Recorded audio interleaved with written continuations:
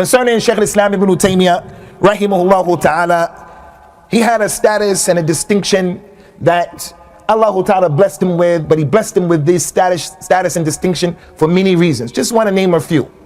Why did he surpass Al-Imam al-Dhahabi, Al-Imam ibn Kathir? Why did he surpass all of those people during his time? Why is he the one? If I were to ask the people here, Al-Imam al-Sakhawi, who was he? Many people never heard of him. Why do we know Ibn Taymiyyah and we don't know al-Sakhawi? Why?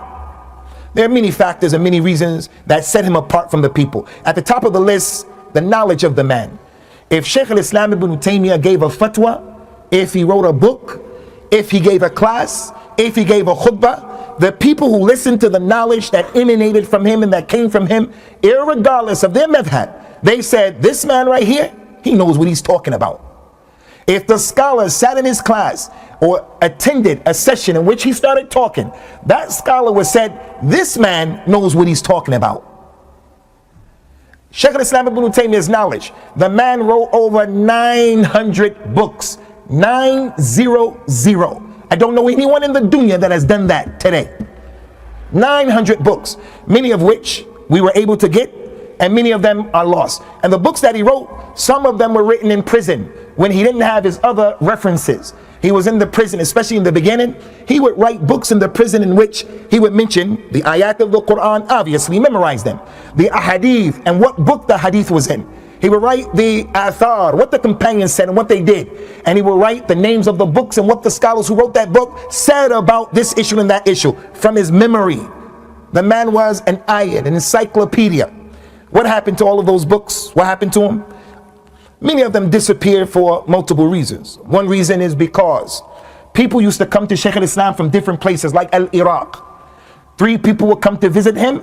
He would ask 3 questions, he would ask 4 questions, he would ask 6 questions.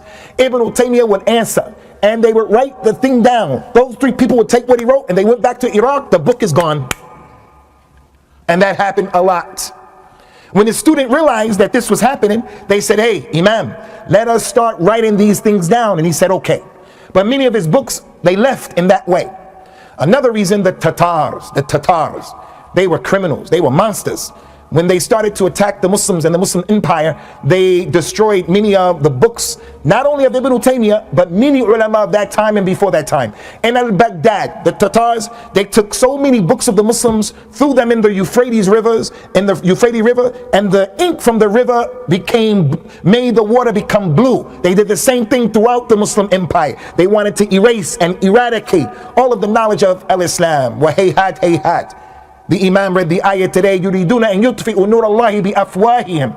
They want to extinguish the light of Allah by blowing it out, by making these kinds of efforts. But Allah Ta'ala is going to complete his light. He completes his light how? By giving the ummah people like Ibn Taymiyyah and other than that. Rahimahullah Ta'ala. Ironically, another reason why his books they were lost, some of his enemies would go to people who had his books and purchase from him the book. This is how much people hated this man. The hatred that is not natural, it's not healthy. To hate an individual to the degree where you lose your ability and your sense to be fair and just. That's how they were.